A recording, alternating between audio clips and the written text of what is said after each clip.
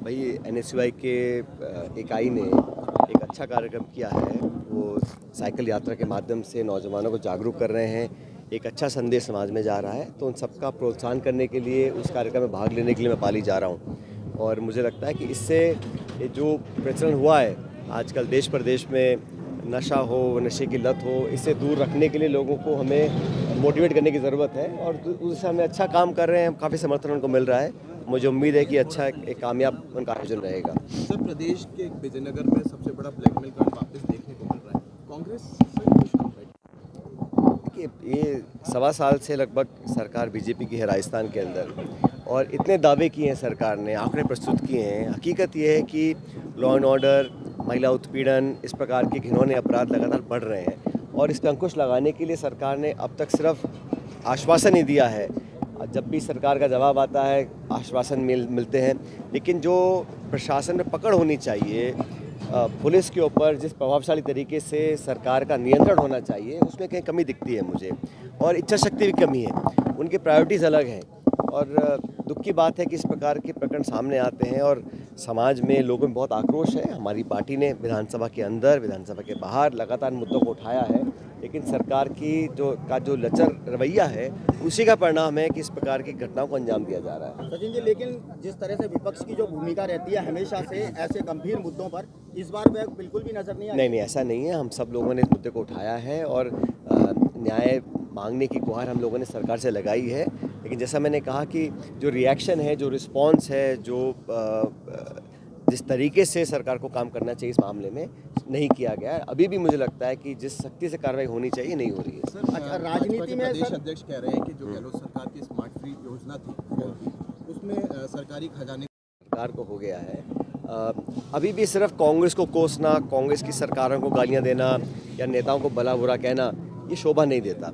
अब आपको 1.25 साल में आपने अब तक क्या किया है, अब तक किस जो योजना पहले थी उनको सबको बंद किया है।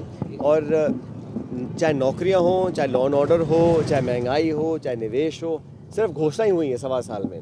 और 1.25 साल पहला जो साल होता है बड़ा महत्वपूर्ण होता है, तो सरकार ने अपना वो समय गंवाया है। आपसे खींचता सरकार में आज कौन मंत्री है कौन नहीं, किसी को मालूम नहीं है। आपस में इतना खिंचाव है, इतने सारे सत्ता के केंद्र बन गए हैं, ब्यूरोक्रेसी हावी है। और डॉक्टर किरोड़ी मीणा जी मंत्री हैं या नहीं किसी को पता ही नहीं है। ना तो उनको रखा जा रहा है, ना उनको हटाया जा रहा है, ना उनको काम दिया जा रहा है, ना उनसे काम करवाया जा रहा है, लेकिन फिर भी वो मंत्री हैं। तो ये जो असमंजस है, किस लिए, क्या मजबूरियां हैं? सरकार में डिपार्टमेंट है, आपने शपथ दिलवाई है किसी व्यक्ति को, या तो उनसे काम कराओ या उनको फ्री कर दो। दोनों काम नहीं कर पा रहे हैं।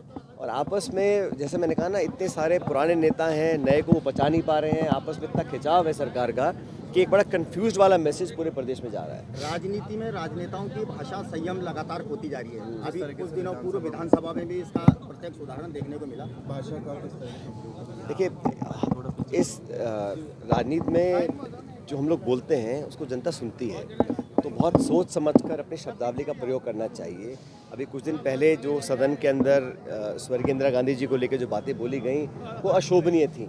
और मुझे लगता है कि ये बात सिर्फ कांग्रेस पार्टी की नहीं, पूरे देश के लिए है कि जब कोई व्यक्ति दुनिया में ना हो, खासकर ऐसा व्यक्ति जिसने देश के लिए अपनी शहादत दी हो, इसकी प्रधानमंत्री रही हो और भारत रत्न उनको मिला हो, उनके प्रति इस प्रकार व्यंग्यात्मक टिप्पणी करना, शब्दों का प्रयोग करना बड़ा गलत था। लेकिन जनरली मुझे लगता है कि हर व्यक्ति को, हर नेता को सोच समझ के अपने शब्दों का प्रयोग करना चाहिए। और अगर आप किसी के प्रति मान, सम्मान, आदर प्रकट नहीं कर सकते, तो उस पर छोटी और ओछी भाषा का प्रयोग बिल्कुल नहीं करना चाहिए। अभी आरएलपी ने जो सांसद हैं हनुमान बेनीवाल, उनका भी एक बयान आया था जिन्होंने भाजपाइयों को नौसिंह किया और कांग्रेसियों को कार्टून कहा। मैंने ऐसा कोई बयान देखा नहीं है। हाँ सर, नियुक्तियाँ अभी भी अजमेर में अटकी हुई। आप पिछली बार भी आए थे, आपने कहा था कि जल्दी नियुक्तियाँ हो रही सारी हो रही हैं भाई। अब तो हम लोगों ने मंडल अपने बना दिए हैं और प्रदेश कांग्रेस कमेटी ने दिशा निर्देश भी दिया है। हमारे सारे सेक्रेटरीज लगातार दौरे कर रहे हैं, मीटिंग्स ले रहे हैं। और सरकार ने जो निकाय चुनाव थे उनको पोस्टपोन किया है, लेकिन हमारी जो इकाइयाँ हैं बड़ी सक्रिय है और पूरे प्रदेश भर में, क्योंकि विधानसभा का सत्र चल रहा है, लेकिन सभी लोग दौरे कर रहे हैं और जनता के साथ अपने आप को कनेक्ट कर रहे हैं। राजस्थान में जो सरकार बनी पिछले विधानसभा चुनाव के बाद, सरकार बहुमत मिलने के बाद से ही लगातार जनता को निराशा देखनी पड़ी है। और जैसा मैंने शुरू में कहा, जो खिंचाव आपस में है, भाजपा का जो नेतृत्व है उसमें आपस में बहुत खिंचाव है। दिल्ली, जयपुर में, राजस्थान में कई सत्ता के केंद्र बन गए हैं और उसका संकेत साफ दिखाई देता है जब गवर्नेंस और प्रशासन पर उसका प्रभाव पड़ता है और उसका खामियाजा जनता को भुगतना पड़ता है। क्या कांग्रेस पार्टी के अंदर खिंचाव नहीं है सर? राजस्थान के हमारी अंदर पार्टी यदि में केंद्र राजस्थान हम के विपक्ष में नेतृत्व की हैं बात और करें, हमारे पूरे विधायक दल, पूरी पार्टी एकजुटता से जनता के हितों की रक्षा कर रहे हैं हम लोग।